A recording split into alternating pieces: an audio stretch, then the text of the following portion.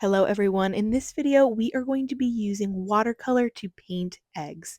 Now these are fake eggs, but you can use real eggs, especially if you blow them out, you can keep them forever. But these are the fake eggs that we're going to be using today. I got them at Walmart, but you can get them on Amazon. They have a papery texture, which means you can dye them, or what we're going to do today, use watercolor on them. I have done this the last 2 or 3 years using this egg, and I really love the texture and how the designs come out on these eggs. I have 12 patterns for this year as well, but they couldn't fit in this whole video, so today we are just focusing on the first 6. The first design is a basket full of tulips. I felt like a basket is so Easter and spring, and I haven't done one before on this series. I started with the tulip heads because I knew those were going to be very prominent, and then I went in with the basket weaving design using the shape of my brush to create kind of those geometric shapes found in a woven basket.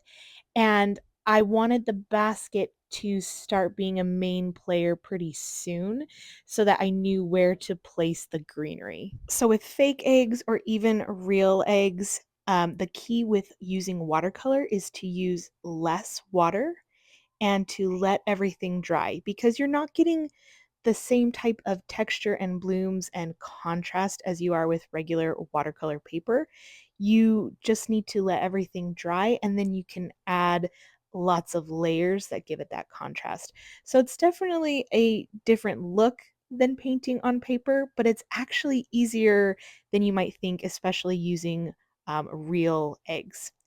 So now at this point, I'm going to add in the greenery and the leaves, and then I'm going to add in the basket handle kind of around where they've been placed. I just know that the greenery is really important, and I don't want the basket handle to get in the way. As everything starts to dry, I'm going to be making sure I'm layering in my darker values. So you'll want to make sure that you have your light values, your mid values, and your dark values. That way you have a nice rounded layering system that gives you good contrast and depth. And it's not so different from when I am painting on watercolor paper. My brush is tinier and I'm using a lot less water, but overall the concept is the same. Contrast is king, and I am making sure to add darker greens on the greenery. And here you can see I'm adding my darker values to get all three light, mid, and dark values on the basket. Um, the tulips are perfect. I like them a little bit lighter and a little bit less messy so we can really maintain the highlight on the tulip. And then now we are going to paint the pattern on the outside of the tulip. So for the designs, some of them are going to have like a main focus design like this basket of tulips. And then on the outside, I wanted to paint a very simple leaf pattern in a complementary color to the main design. So I feel like yellow is my main color I think is the main color of this main design, and so I did a purple light leafy pattern to finish off this egg. The next design is going to be an all over floral pattern, and I haven't done a rose design in a while, especially on this egg series, and so I wanted to do that. When I polled my audience on Instagram, they really wanted to see florals and all over patterns. And so I did a combination of springtime subjects with all over floral patterns, and I really like how they all came out, especially how they feel together.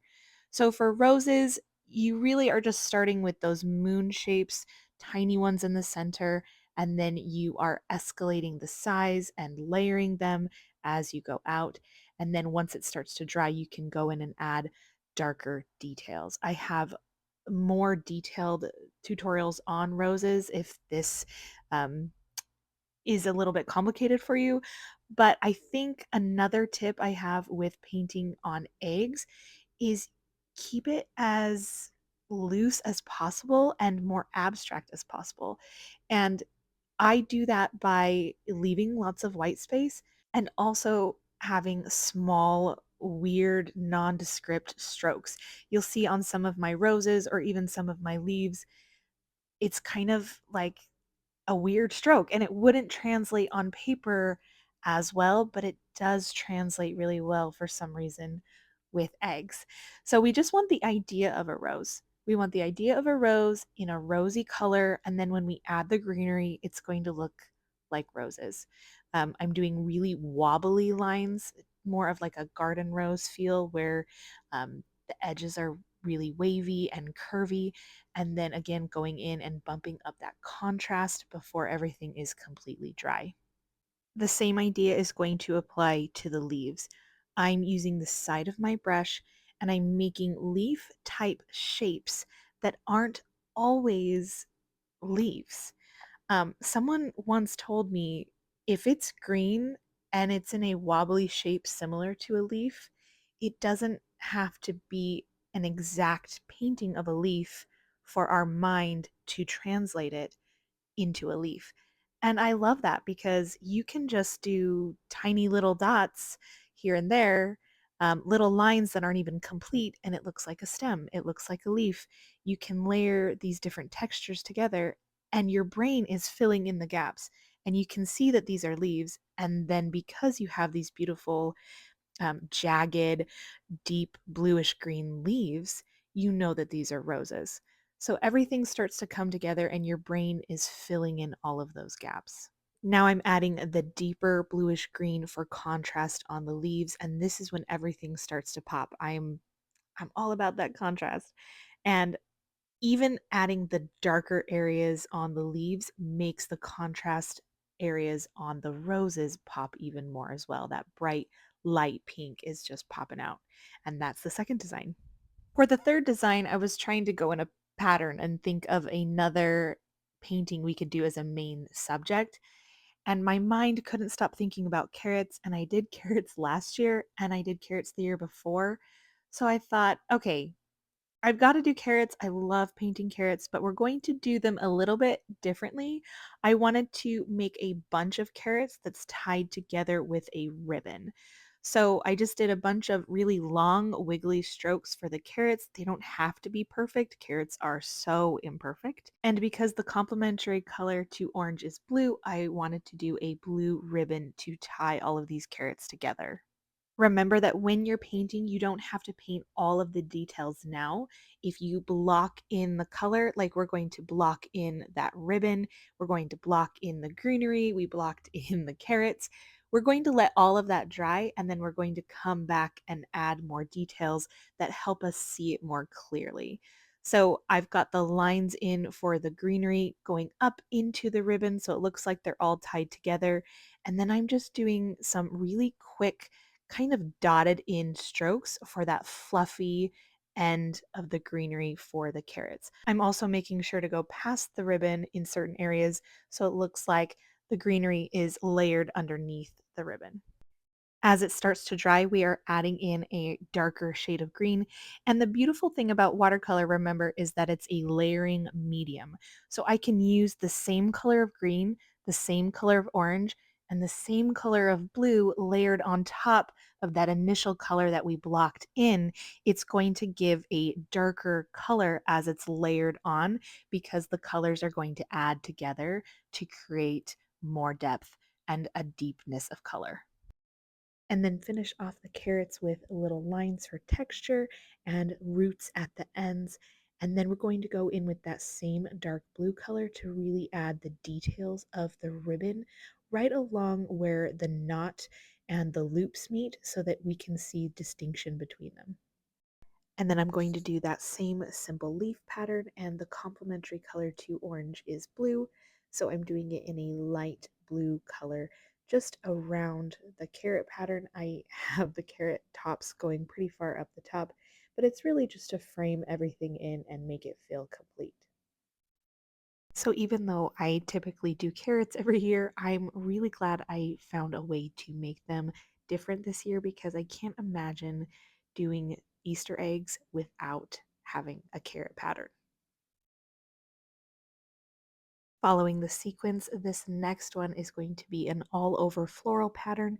And typically I think of big flowers when I'm starting an all over floral pattern, but I thought, what's my favorite small flower that I can really just paint all over this egg? and I thought of forget-me-nots. Forget-me-nots are so simple and easy but effective. So find your favorite cerulean blue color and just go in a circle, making a pattern of 5 dots, or kind of just little swipes that represent 5 dots for the 5 petals. It doesn't have to be exact. And then bunch them together where some are in a really tight group, and then as they go farther along the branch, they're a little bit more spread out, or they are tinier as they go farther away from the group. And then as the flowers start to dry, I just take the same color that is still on my brush and I dot it around that open center. This adds a really nice contrast because later we're going to dab yellow into that open center. And so this just gives us a nice way to create those light tones and mid tones within the blue without overwhelming the entire flower. Next, we're going to add greenery and keep it really simple with the forget-me-nots. They're really branchy. So I'm doing very light pressure with the tip of my brush, just connecting all of those bunches together in a branch. And then here or there where I feel like there's an awkward gap, I'll put a tiny little leaf. Don't overwhelm it with leaves because it's so busy. We want to keep the texture to a minimum. So just connecting all of the busyness to the branches will make everything start to look very cohesive. Remember that there are implied lines and actual lines. So you can paint actual lines that you can visually see connect, but then you can paint implied lines where you're not actually painting a line, but you're painting segments or pieces of greenery that you know connect into a line of a branch. Then I'm just taking a very bright yellow and dotting that right in the center of those flowers, finishing them off and really, really making it stand out and look just like forget-me-nots. Make sure to only do this when everything is dry so that you do not blend yellow and blue to make green. For the next pattern, I am again doing a main centerpiece and I wanted to do lavender in a bucket.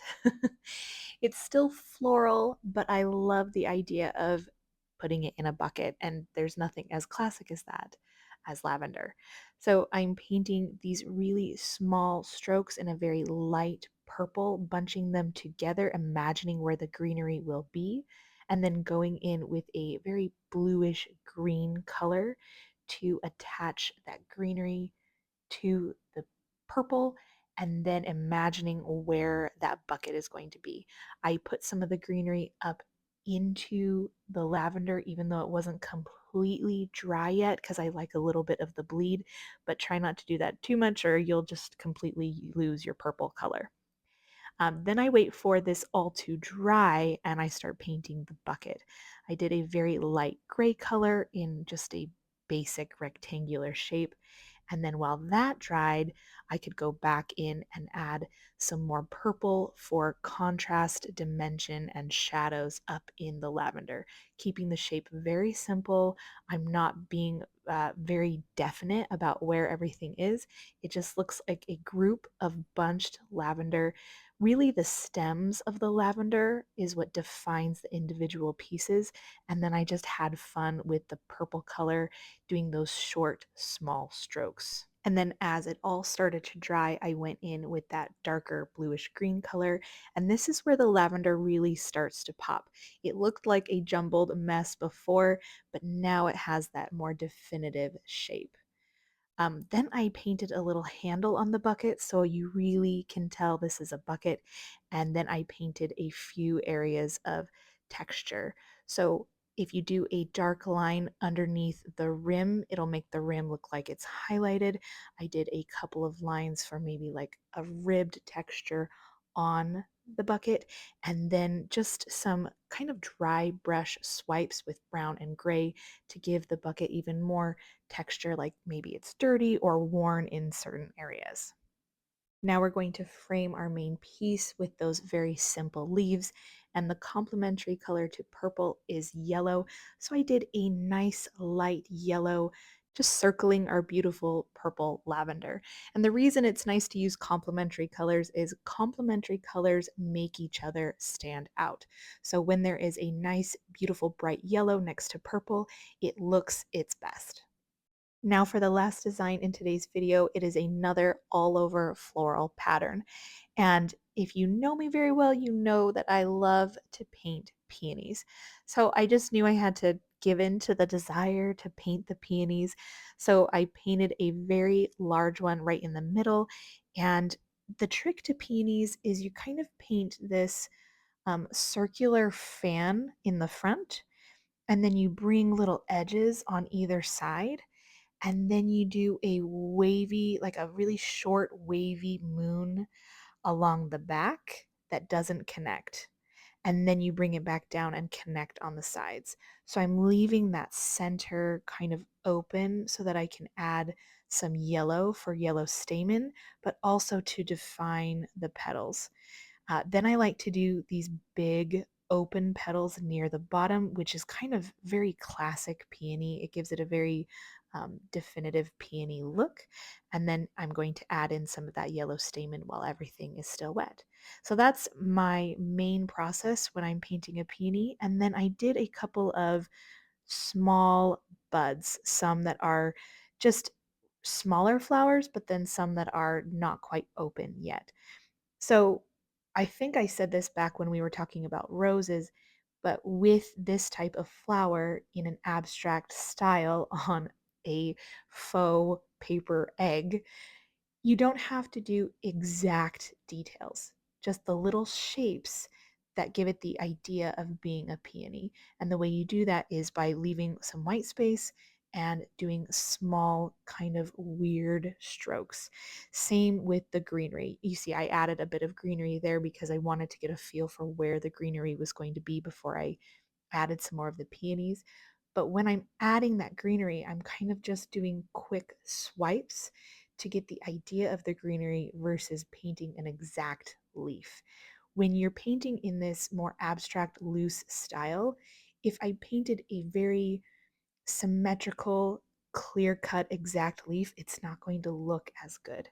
So having the jagged, wild leaves or the uneven edges of the peony when I'm painting the actual flower, um, the mind fills in the gaps. So it looks better in this loose style. So I'm making sure to have a wide variety of sizes of peony. I've got some really small buds, some smaller flowers, and some bigger open flowers with this main one here in the center. And then as everything is drying and I still have paint on my brush, I can just go through and tap in some details on each of the flowers. Then I like to fill in the gaps with more of this beautiful, deep, rich greenery. I'm using a sap green for these deeper, warm colors. And again, I'm just kind of tapping my brush and side swiping it to get these really organic, free flowing shapes. This spot here is like a green bud that hasn't even opened yet, and I just leave a little bit of white space in the middle to maintain a highlight and define the circle. I'm adding more contrast and more color. Remember, we want those light values, mid values, and darker values, and then you know that you're done. As I add more spots of contrast and color, you can see it reacts differently than with paper, so try not to do too much so it doesn't look too busy and splotchy. And that is our final design for the first 6 eggs in this series. I still have 6 more eggs to show you, and I'm actually going to be uploading that video tomorrow because I didn't want you to have to wait for the next 6. I just didn't want this video to be an hour long. I really enjoyed painting the designs for this year, and I hope it inspired you to watercolor all the eggs in your future. I'll see you guys tomorrow. Bye.